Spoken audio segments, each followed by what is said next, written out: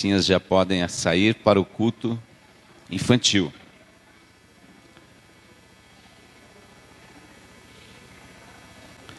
Peço ao irmão Silvio que coloque no texto de Marcos, Evangelho segundo escreveu João Marcos, conhecido mais como Marcos. Foi, aliás, o primeiro evangelho escrito, embora não obedeça isso na ordem escrita dos evangelhos. Um dos evangelhos sinópticos, capítulo 5, porque tem referências aqui em Marcos, que também tem nos outros dois evangelhos, mas são sinópticos porque cada um dos seus escritores tiveram uma visão particular de como eles enxergaram a situação. Então nós vamos ler até o versículo 20. Quero comunicar à igreja que nós acabamos de ganhar 3 barricas de grafiato na cor daquela concreto de casa famosa para o Jardim Flor da Montanha, amém? Vai dar para pintar tudo lá, glória a Deus. Deus é bom, irmãos. A gente se dispõe, Deus vai dispondo. Quando a gente se dispõe, se coloca à disposição e nos colocamos disponíveis a Deus, Ele vai fazendo aquilo que vai para além daquilo que pedimos ou pensamos. Toda a glória é dele. Amém. Vamos ler o texto assentados mesmos, como os irmãos estão. Quero aqui também dar as minhas boas-vindas a todos os nossos convidados nessa noite.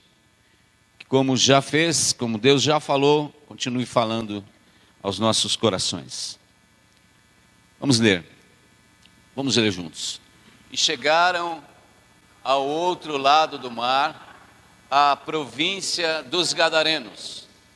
E saindo ele do barco, lhe saiu logo ao seu encontro dos sepulcros um homem com um espírito imundo, o qual tinha sua morada nos sepulcros, e nem ainda com cadeias o podia alguém prender.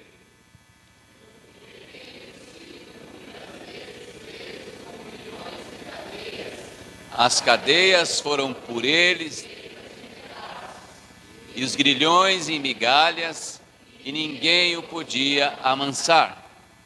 E andava sempre de dia e de noite, chamando pelos montes e pelos sepulcros, e ferindo-se com pedras. E quando viu Jesus ao longe, correu e adorou, e, clamando com grande voz, disse: Tenho contigo Jesus, Filho do Deus Altíssimo. Conjure-te por Deus que não me atormentes. Porque ele dizia: Sai deste homem, espírito imundo. E perguntou-lhe: Qual é o teu nome? E lhe respondeu dizendo: Legião é o meu nome, porque somos muitos. E rogava-lhe muito que os não enviasse para fora daquela província. E andava ali pastando no monte uma grande manada de porcos. E todos aqueles demônios lhe rogaram, dizendo: Manda-nos para aqueles porcos, para que entremos neles. E saindo aqueles espíritos imundos, entraram nos porcos, e a manada se precipitou num despenhadeiro no mar. Eram quase 2.000 e afogaram-se no mar. E os que apacentavam os porcos fugiram e o anunciaram na cidade e nos campos, e saíram muitos a ver o que era aquilo que tinha acontecido. E foram ter com Jesus, e viram o endemoniado, e o que tivera a legião, assentado, vestido e em perfeito juízo, e temeram. E os que aquilo tinham visto, contaram-lhes o que acontecera ao endemoniado e acerca dos porcos, e começaram a rogar-lhe que saísse dos seus termos. E entrando ele no barco, rogava-lhe o que fora endemoniado, que o deixasse estar com ele. Jesus, porém, não lhe permitiu, mas disse-lhe: vai para a tua casa, para os teus, e anuncia-lhes quão grandes coisas o Senhor te fez, e como teve misericórdia de ti. E ele foi, e começou a anunciar em Decápolis quão grandes coisas Jesus lhe fizera, e todos se maravilharam. Amém. Oremos. Obrigado, Senhor. Obrigado por esta noite, pelo nosso ajuntamento aqui. Obrigado, Deus querido, pela maneira tão alegre que nós nesta noite glorificamos o Teu nome com louvores. Porque Tu és digno de todo louvor.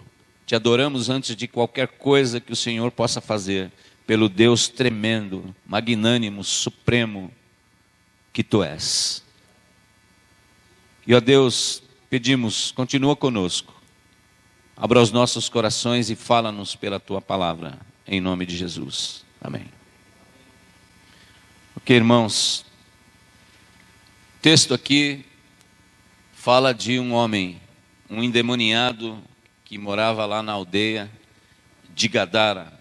Essa cidade que era já no finalzinho assim dos termos de Israel, fazendo fronteira com a Síria.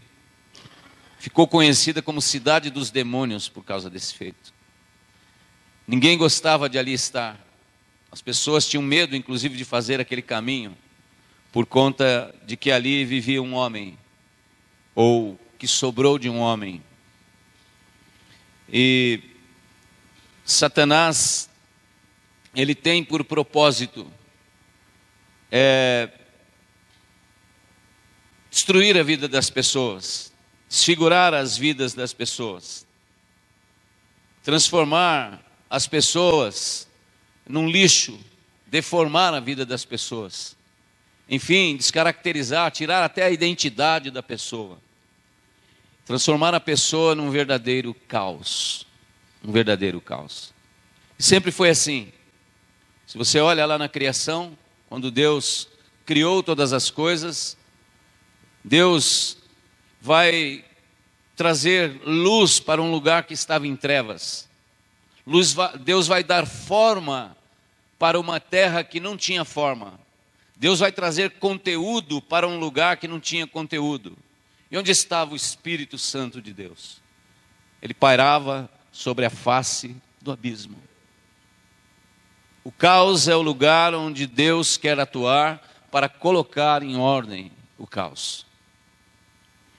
E nesta noite a minha proposta é que a nossa igreja, a igreja como um todo, você que está conosco nessa noite, seja você crente ou não, que nós percebamos o que o inimigo é capaz de fazer na vida de uma pessoa. Mas também que você nesta noite perceba o poder transformador do Evangelho de Jesus Cristo. Essa é a nossa proposta. E Jesus, ele no capítulo anterior está numa travessia do mar. Ele está vindo em direção a Gadara. Ele sabia, com certeza, que lá havia um homem, que lá havia o caos e que ele precisava se deparar com aquele caos. Se eu tivesse que colocar um título na nossa mensagem desta noite, eu diria que a nossa mensagem deveria ter por título Rumo em direção ao caos. Nós, igreja, precisamos estar indo de encontro para confrontar mesmo o caos. E aí então Jesus, ele está a caminho de Gadara. Lá está o caos. Mas como nós cantamos nesta noite, a esperança viva está a caminho. A esperança viva está a caminho do caos. E quando Jesus desembarca, aliás, antes de desembarcar, ele repreendeu a tempestade e o mar que se fez a caminho de Gadara. Interessante que na outra vez que ele faz isso, a Bíblia diz que ele acalma a tempestade e aquieta o mar. E aqui diz que ele repreende os dois. Alguém já disse que possa ser por conta de que o inimigo já tivesse, quem sabe, agido na natureza contra ele. Não sei se isso é verdade, mas vamos seguir. Então, esse Satanás, que eu gostaria de dar a ele hoje um título, como o titereteiro malvado. Vamos repetir isso? Satanás é o titereteiro malvado. É porque o propósito dele é transformar as pessoas em um títere, um bonequinho, um fantoche, que são manipulados pelas mãos desse boneco malvado, que não tem qualquer ação, senão pelas mãos desse titereteiro malvado, que faz com elas o que ele quer. É esse titereteiro malvado o inimigo. E Satanás é assim, ele é capaz de desfigurar, ele é capaz de arruinar, ele é capaz de debilitar, de deformar, de descaracterizar, de tirar até a identidade de uma pessoa. E em primeiro lugar eu queria dizer a vocês que ele descaracterizou aquele homem espiritualmente. O verso 2, a Bíblia diz que quando Jesus desembarcou, veio um homem com espírito imundo dos sepulcros ao seu encontro. Aquele homem era possuído, não por um demônio apenas, mas por uma legião, conforme o texto. Para quem não sabe o que é uma legião, é uma contagem romana de soldados, a partir de 3.000 soldados, por isso que são chamados de legionários. E aí então, no princípio eles não chegavam a 3, depois foram para mais de 3, para 5.000 e cresceu demais, até 33.000 soldados legionários. E essa legião de demônios, que pela quantidade da manada, pelo menos 2.000 demônios habitavam aquele homem. E ele estava totalmente descaracterizado. Ele que foi criado na imagem, na semelhança de Deus. Agora, dentro dele não habitava o Espírito de Deus, mas habitavam 6.000 demônios que agiam por ele, que manipulavam ele, que respondiam por ele. Em segundo lugar, Satanás descaracterizou aquele homem, esse titereteiro malvado, ele descaracterizou aquele homem intelectualmente, dos versos 3 a 5. Se você olhar no 5, a Bíblia diz que de noite e de dia, aquele homem urrava, gritava, e cortando-se com pedras. Então aquele homem dormia pouco, era perturbado, não tinha paz, não tinha sossego, dormia muito pouco. De dia e de noite ele vivia gritando, ele não tinha juízo, ele não tinha um juízo perfeito. Ele era doido, era maluco. E ainda Satanás descaracterizou moralmente, porque quem é que você vê andando nu por aí? O verso 15 diz que quando Jesus o libertou, ele foi encontrado assentado e vestido. Em outro lugar na Escritura, num texto correlato, vai dizer que aquele homem andava nu. Nu. Ele não tinha o menor senso de moral. Ele não tinha. Ele perdeu todas as qualidades e dignidades de um ser humano. Ele tinha uma sobrevida, se é que nós podemos chamar, inclusive, de sobrevida que esse homem tinha. Então ele estava descaracterizado, inclusive, moralmente. Em quarto lugar, Satanás o descaracterizou até socialmente. O versículo 3, esse homem vivia nos sepulcros. Ele não tinha vida social. A Bíblia diz que ele tinha família no final, mas ele não vivia mais com a sua família. A sociedade até tentou fazer alguma coisa por ele, mas tudo que a sociedade conseguiu fazer foi amarrá-lo, colocar algemas nele, agrilhões nele. Mas era tamanha a proporção de demônios e de possessão naquele homem que os demônios, ele pela força dos demônios, ele arrebentava tudo.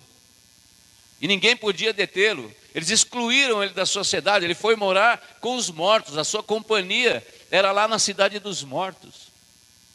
Vivia no cemitério. Essa era a condição desse homem.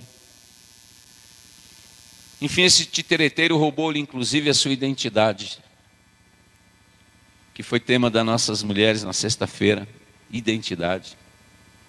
O encontro delas foi esse tema, fantástico, fiquei sabendo aí da palestra. Louvado seja Deus aí, pelo Ministério de Mulheres, pela vida da Patrícia, que trouxe uma palestra tão edificante sobre esse assunto. E no versículo 9, a Bíblia vai dizer que quando Jesus pergunta o nome dele, esse homem não responde o nome próprio que ele tinha recebido dos seus pais. Aliás, não é ele que responde. Quem responde por ele são os demônios. Aqui é a prova de que ele é um títere na mão desse titereteiro malvado. Os demônios é que respondem. Meu nome é Legião, porque somos muitos. E sem entrar aqui no mérito da questão da cidade, de que tinha judeus criando porcos e outros assuntos importantes, inclusive de lições a serem tiradas daqui, eu quero hoje me deter nessa questão do que o diabo fez com aquele homem do que Ele é capaz de fazer com você, mas que também o que o poder do Evangelho de Jesus Cristo é capaz de fazer na sua vida, amém? Esse é meu propósito. E ele tentou tirar a identidade de muitos homens. José do Egito, porém, foi um. Quando foi vendido como escravo para o Egito, ficou preso, e depois que ele saiu da prisão, depois de tudo que aconteceu com ele, depois de tudo que ele sofreu, se tornou governador, e ele se casou com Zenate, uma egípcia, e ele teve um filho com ela, e colocou-lhe o nome de Manassés, que quer dizer filho do meu esquecimento. Eu não quero me lembrar mais da minha identidade no passado. Eu não quero mais me lembrar quem eu fui. Agora eu sou Zafenate Paneia, governador do Egito, eu tenho vestes egípcias, eu sou egípcio, eu sou casado com uma egípcia, eu tenho um filho, e ele, em homenagem a tudo que eu quero esquecer de ruim do passado, eu vou agora colocar o nome dele de Manassés, filho do meu esquecimento. Mas oportunamente, Deus envia para lá a família de Jacó, e chega um momento em que ele tem que voltar a ser José. Ele tira suas vestes egípcias, ele limpa sua maquiagem, ele perdoa os seus irmãos e ele diz: eu sou José, vosso irmão. E ainda no trecho da história a Bíblia diz que seu pai mandou para ele bálsamo e mel. Alguém já disse que bálsamo é bom para curar feridas. E mel é para adoçar o amargor da vida. Ele tentou fazer isso também com Daniel, Ananias e Misael. Quando Nabucodonosor invadiu a terra do povo de Deus, levou cativo esses moços e mudou os seus nomes para Belsassar, Sadraque, Mesaque e Abednego. O propósito de Satanás é tirar nossa identidade.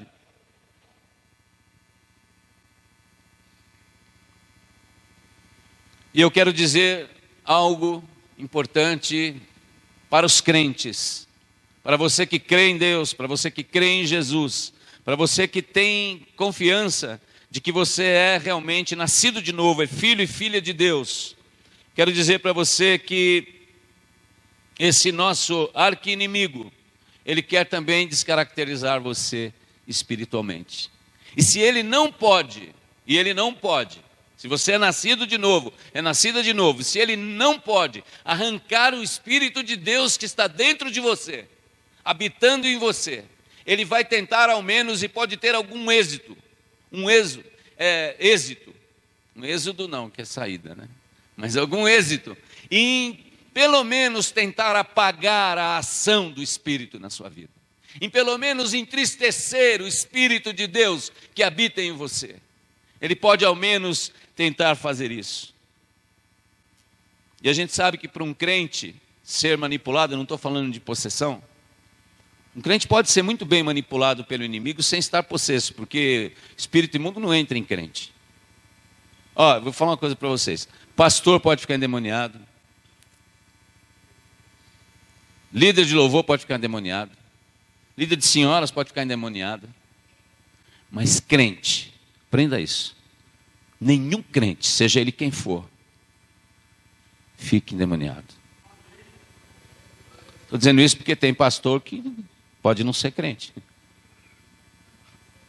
Já vou começar por mim, vou falar mal de mim mesmo, né? Embora eu tenha convicção pelas misericórdias de Deus, que sou crente em Jesus Cristo, para a glória e louvor dele. Mas o simples fato de você, muitas vezes, pelo seu comportamento, você pode saber quem é que está dirigindo a sua vida, a vontade de quem você está fazendo. Ainda que você seja já nascido de novo, nascida de novo, quem é que está te conduzindo? Você está vivendo uma vida realmente no Espírito? Está andando no Espírito? Está fazendo a vontade de Deus? Ou você está vivendo como se você ainda não tivesse nascido? Como você ainda fosse uma pessoa natural, carnal? Vivendo as paixões dessa vida. Satanás também quer destruir você. Ele quer também, como esse titereteiro do mal, ele quer também descaracterizar você espiritualmente. Ele quer que você deixe de valorizar as coisas do alto, as coisas espirituais, para dar valores a coisas efêmeras, para haver uma troca de valores na sua vida. coisas passageiras, coisas daqui, dos prazeres deste mundo. Eu não estou dizendo que você não pode se divertir, que você não pode ter lazer, que você não pode aproveitar de tudo de bom que tem neste mundo que é de Deus.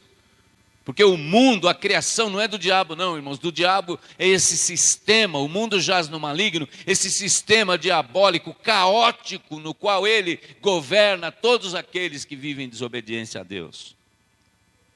Mas eu estou dizendo as paixões dessa vida. Eu te pergunto o seguinte, essa frase eu roubei do Encontro das Mulheres, não que eu tive lá, eu não estava, não pode, só mulheres. Mas eu passei assim de relance e a pergunta era a seguinte: o que você faria se você tivesse só 7 dias? Só uma semana de vida? Você continuaria pregando com intensidade a palavra de Deus? Você continuaria procurando um lugar onde tem o caos para você ir lá e dissipar as trevas, a morte, levar a luz, levar Jesus? Ou você iria pensar assim: poxa, deixa eu ver o que eu nunca fiz na minha vida, porque eu só tenho uma semana de vida, deixa eu dar uma desfrutada, porque Jesus está vindo aí, eu sou dele mesmo, eu vou fazer tudo que eu não fiz até hoje. Como é que você faria? Interessante essa pergunta. Cuidado, meus irmãos, para que esse titereteiro do mal não roube a sua mente, te deixe sem juízo. Cuidado para você não ficar sem juízo, como foi o filho pródigo, que desajuizadamente pediu a herança do pai e foi viver como? Dissolutamente, prodigamente no sentido esbanjador. Gastou seu dinheiro com meretrizes, gastou seu dinheiro com farras, com prostitutas, sugou tudo que a vida daqui podia dar para ele, mais um pouco.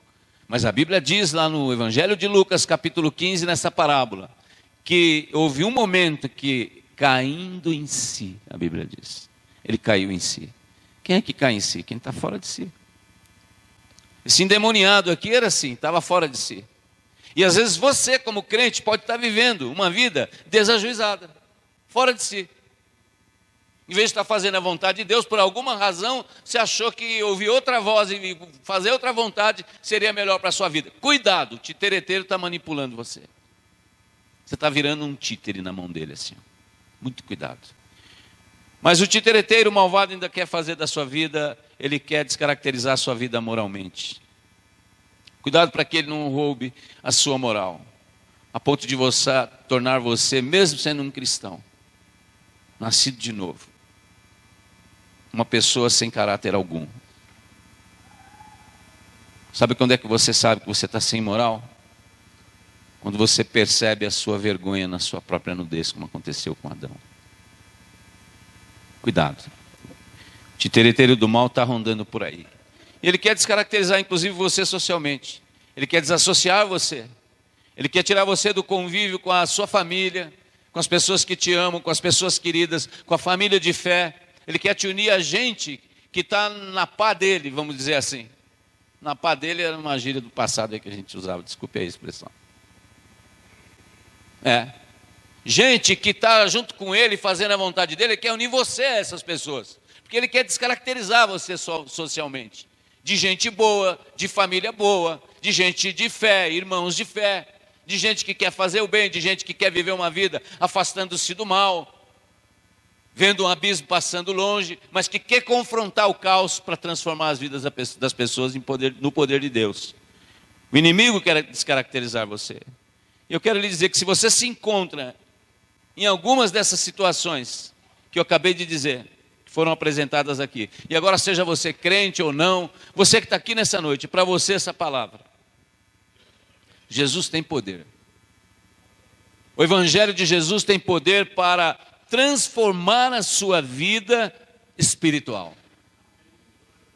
Ele expulsou o demônio daquele homem, ou os demônios daquele homem. E os porcos nos quais aqueles espíritos entraram, lançaram-se precipício abaixo e todos morreram. Todos os porcos, excetuando os espíritos, que acho que eles não morrem afogados. Deve ter, sei lá, foi para outro lugar. Não é? Versículo 8, Jesus tinha dito para ele: sai deste homem, espírito imundo. Jesus tem poder para transformar sua mente, que está muitas vezes dominada pelo inimigo. Versículo 15, a Bíblia diz que aquele homem foi encontrado, assentado, vestido e em perfeito juízo. Ele que não tinha sossego de noite, que dormia pouco, agora estava sentado. Esse assentar é um exemplo de alguém que está em paz. E agora ele não estava mais maluco, ele estava no seu juízo perfeito. A glória de Deus. Jesus tem poder para transformar você moralmente. Versículo 15, ele estava vestido, não mais nu, não mais indigno. Agora ele tinha caráter devolvido. O inimigo roubou dele a sua vida moral. O inimigo quer roubar de você também a sua vida moral. Ele quer descaracterizar você, quer tirar sua identidade de filho de Deus, criado na imagem e semelhança de Deus, e agora salvo por Ele, da família de Deus, filho de Deus, por meio da salvação em Cristo Jesus. E Ele quer mudar essa realidade que Deus te deu. Mas Jesus tem poder para te libertar. O poder do Evangelho pode atuar na sua vida nessa noite. Em quarto, Jesus tem poder para transformar você socialmente. Ele disse para aquele homem no verso 19: vá para a sua casa, para a sua família, e conte aos seus o que o Senhor fez por você, e como teve misericórdia de você. Jesus também quer lhe devolver de volta o convívio da sua família, que esse titereteiro do mal está tentando roubar de você.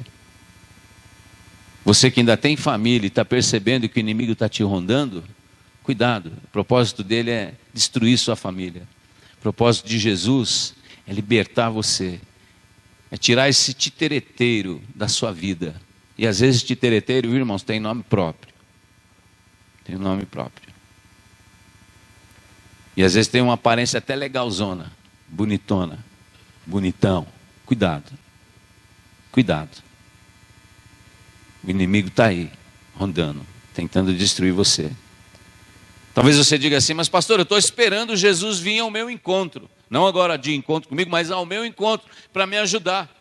Eu quero te assegurar uma coisa: Jesus já tem feito isso na sua vida e muitas vezes. Jesus tem falado ao seu coração e tem falado forte, e não uma só vez. Agora a questão é: você tem dado ouvidos à voz de Deus? Ou você tem se feito de surdo, você tem se feito de surda? Jesus tem falado. Será que os espinhos, os prazeres desta vida não estão calando a voz de Deus no seu coração? É tempo de você abrir os seus olhos, abrir os seus ouvidos e ouvir a doce voz de Jesus e viver uma vida de verdade para a glória de Deus. Porque Deus tem um propósito: ter um relacionamento pessoal com você, de amor com você, de acordo com os seus propósitos, de acordo com a sua boa, perfeita e agradável vontade. Você quer isso para a sua vida? É só você dar ouvidos à voz de Jesus. Eu quero aplicar dizendo para nós, igreja, preste atenção agora, igreja, atenção agora. Nós temos uma missão imprescindível. Deus está em missão. Esperança Viva está a caminho do caos. Chega lá, dissipa o caos, coloca a ordem no caos, coloca o homem de volta na imagem e semelhança de Deus, agora salvo. Nós, igreja, temos uma missão. Versículo 20. Então aquele homem se foi, começou a anunciar em Decápolis. Decápolis é uma confederação com 10 cidades, toda Decápolis. O quanto Jesus tinha feito a ele, todos ficaram admirados. O homem foi agora de encontro ao caos, percebe? Ele foi de encontro às trevas e levou luz. Foi de encontro à morte e levou a vida de agora o seu Salvador, para a glória de Deus. Agora ele tinha vida para apresentar aos que estavam vivendo sob o domínio da morte. Aquele homem, depois de liberto, ele foi enviado numa missão. Jesus, ele quis acompanhar Jesus. Jesus falou: não. Volte para sua casa, volte para os seus. Testemunhe de tudo que Deus fez por você e de como Ele teve misericórdia de você. Nós temos essa missão. Nós também precisamos, como discípulos do Senhor Jesus, sair de encontro ao caos. E não importa a face dele, não importa. Se ele vier com cara de trevas para a gente vai mostrar uma linda face de luz para ele, amém, irmãos?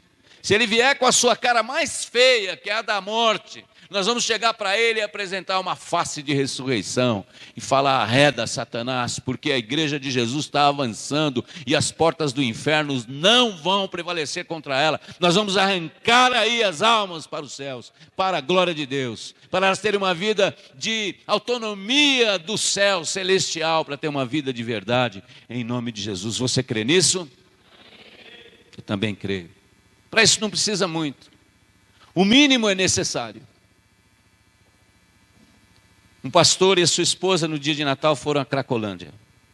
O que fazer? Você chega num lugar desse, parece que não tem o que fazer. Você fala: fazer o quê? Essa gente é viciada. A sociedade com o gadareno. Vai fazer o que com esse homem? Não tem o que fazer. Vamos amarrar ele. Não dá para dialogar, não tem conversa, o cara está doidão, não dá. Chega na Cracolândia, o cara está lá, não tem conversa, o cara está piradão, o cara está nóia, meu. Não tem jeito de você bater um papo. Você vai conversar com ele, ele está tudo louco. Mas aí a esposa do pastor falou: o que fazer? Vamos fazer o seguinte, vamos pelo menos limpar esse lugar e separar o lixo dessas pessoas que são imagem e semelhança de Deus. Foram lá e varreram, e recolheram o lixo, separaram pelo menos o lixo das pessoas. Que coisa linda, que gesto simples e bonito. Nós precisamos fazer o mesmo. Nós temos que combater o caos. Hoje é uma noite oportuna para você. Que vida você está levando? Quem é que está guiando a sua vida? É tempo de você cair em si, tomar juízo e viver a vida que Deus tem para você. Em nome de Jesus. Amém. Deus abençoe os irmãos. A equipe vai cantar e nós vamos orar.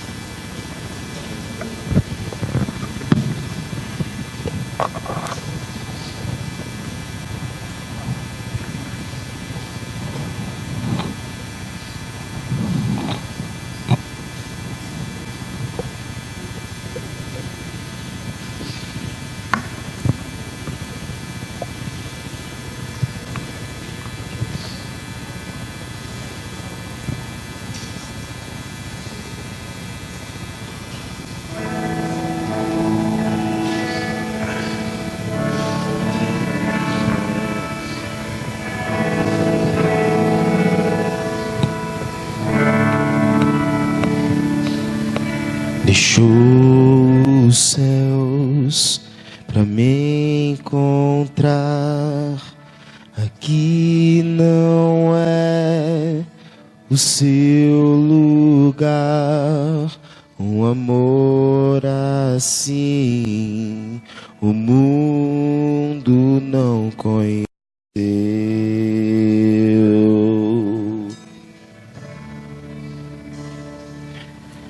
Naquela cruz se entregou, o teu perdão me alcançou. Um amor assim o mundo não conheceu.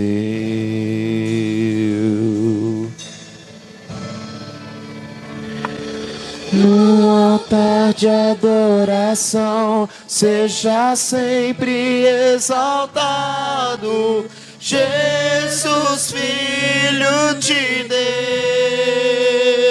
Deus. Deixou a sua glória, morreu em meu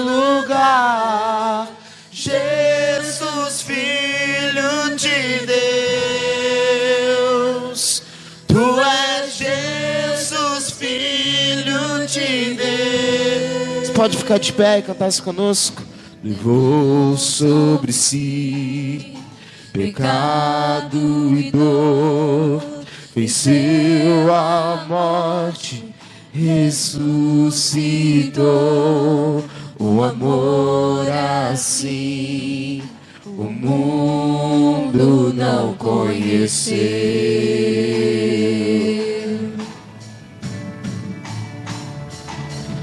Levou sobre si pecado e dor, venceu a morte, ressuscitou. Um amor assim o mundo não conheceu.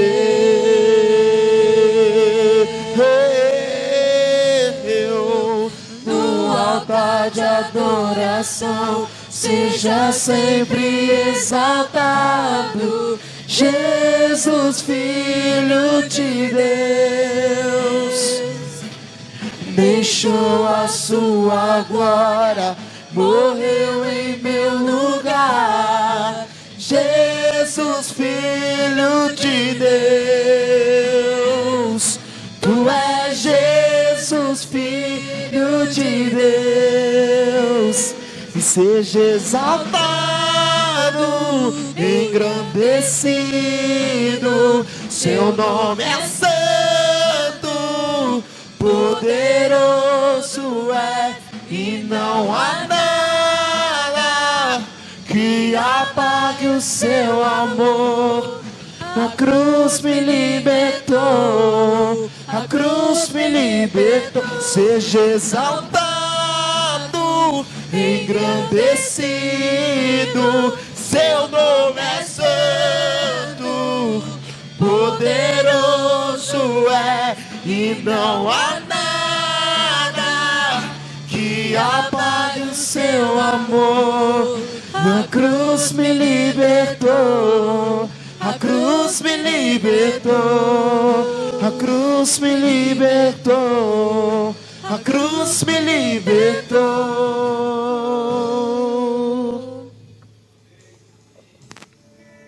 Antes da gente orar, tinha dito aos homens que nós íamos reunir aqui, presidente José Antônio, depois do culto, mas já fica o recado. Segundo domingo do mês que vem é o dia de vocês na cantina para missões. Já está dado o recado. Mobiliza aí os homens, fala com o pastor Felipe e mobilizem-se nesse trabalho. Daqui a pouquinho o culto acaba. Vocês têm aqui a cantina feita pelas mãos de alguém que é de lá, da Veneza.